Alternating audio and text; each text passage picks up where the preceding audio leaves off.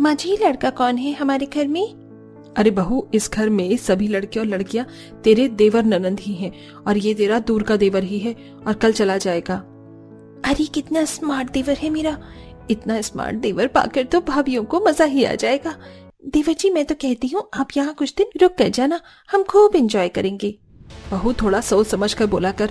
वो तेरा देवर है, भाभी और देवर का रिश्ता जानती है ना, माँ बेटे के जैसा होता है।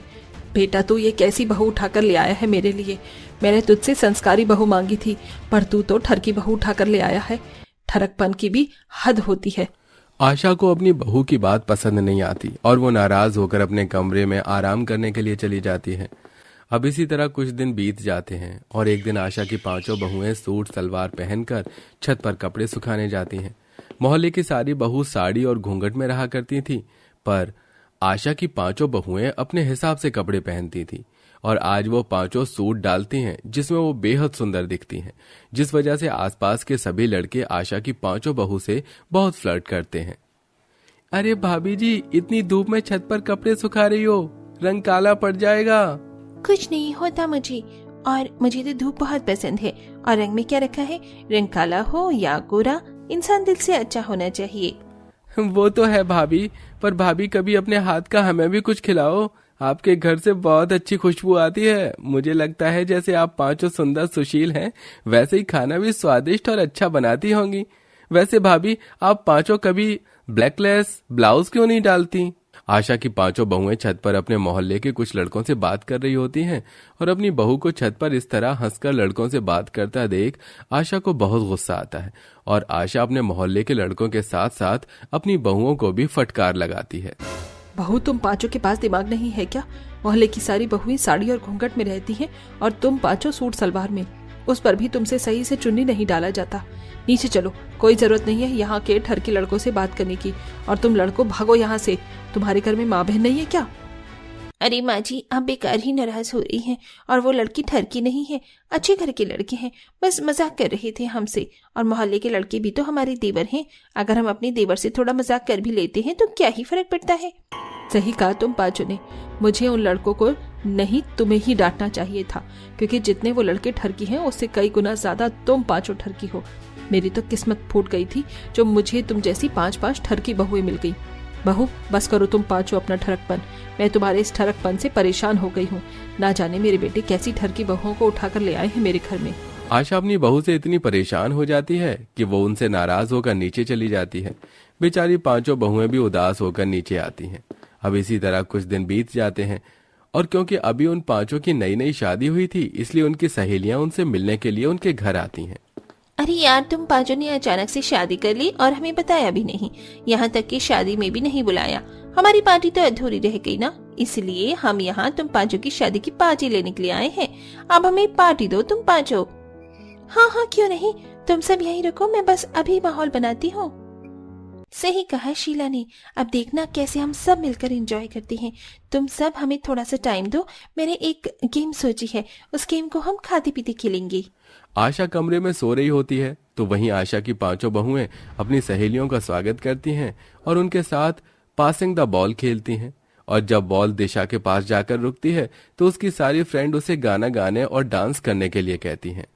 यार, बहुत दिन हो गए हैं हमने तेरा गाना नहीं सुना और ना ही तेरा डांस देखा है। अब तो इतने दिनों बाद फंसी है, अब तो तुझे गाना भी गाना होगा और डांस भी करना होगा। ऐसी बात है तो भी ठीक है, सुनो मेरा गाना। नचने दे आज सारी रात ठरक चढ़ी है सर पर मेरे, नचने दे आज नचने दे। दिशा गाने को एंजॉय करते हुए नाचना शुरू कर देती है और हेमा वुफर पर गाना चला देती है, जिस वजह से आशा की आंख खुल जाती है और वो गुस्से में बाहर आकर अपनी पांचों बहुओं के साथ साथ उसकी दोस्त की भी इंसल्ट करती है। ये मेरा घर है, तुम लोगों का क्लब नहीं। तुम सब ने तो मिलकर मेरे घर को क्लब बनाकर छोड़ दिया है। तुम सब की ठरकपन यहाँ नहीं चलेगी। अगर तुम्हें इतना ही शौक है ठरकी बनने का तो यहाँ से बाहर निकलो और जो करना है करो, पर मेरे घर में ये सब नहीं चलेगा। आंटी जी, माफ करना, पर हमारा इरादा आपको हर्ट करना नहीं था। हम तो बस यहाँ अपनी दोस्त से मिलने के लिए आए थे। कोई जरूरत नहीं है मेरे घर अपनी ठरकी दोस्तों से मिलने की। अगर अपनी ठरकी दोस्तों से मिलना है तो घर के बाहर मिलो। मेरी बस की नहीं है तुम सबका ठरकपन झेलने की। माँ जी, शांत हो जाइए, इसमें हेमा की गलती नहीं है। आपको डांटना है तो हमें डांटिए। हेमा, हम अपनी सास की तरफ से तुम सबसे माफी मांगते हैं। तुम सभी अभी जाओ, मैं फिर कभी तुम्हें अपनी शादी की पार्टी दे दूंगी। घर का गर्म माहौल देखकर आशा की पांचों बहू की सहेलियां वहां से चली जाती हैं। अब इसी तरह कुछ दिन बीत जाते हैं और एक दिन आशा की बेटी खुशबू अपनी पांचों भाभी से कहती है, भाभी, आप पांचों को तो साड़ी पहनना आता है ना? प्लीज आप सब मुझे साड़ी पहना दो ना। आज कॉलेज में पार्टी है, मुझे साड़ी पहन कर जाना है। क्या खुशबू, तुम्हारे कॉलेज में पार्टी है और तुम उसमें साड़ी पहन कर जा रही हो? तुम इतनी सुंदर हो, तुम्हारा फिगर इतना अच्छा है, तुम कोई वन पीस पहन कर जाओ ना। मेरे पास तो बहुत सारी वन पीस रखी हैं, तुम कहो तो मैं तुम्हें दे दूं। सही कहा पूजा ने, अपनी सुंदरता का फायदा उठाओ और ऐसे तैयार होकर जाओ कि 4-5 लड़के तो तुम्हें देखकर ही घायल हो ही जाएं। कोई जरूरत नहीं है अपनी भाभीियों की बात सुनने की, तुम साड़ी ही पहन कर जाओ, मैं पहनाऊंगी तुम्हें साड़ी। तुम्हारी पांचों भाभियां एक नंबर की ठरकी हैं, अगर इनकी संगत में रहोगी तो बिगड़ जाओगी।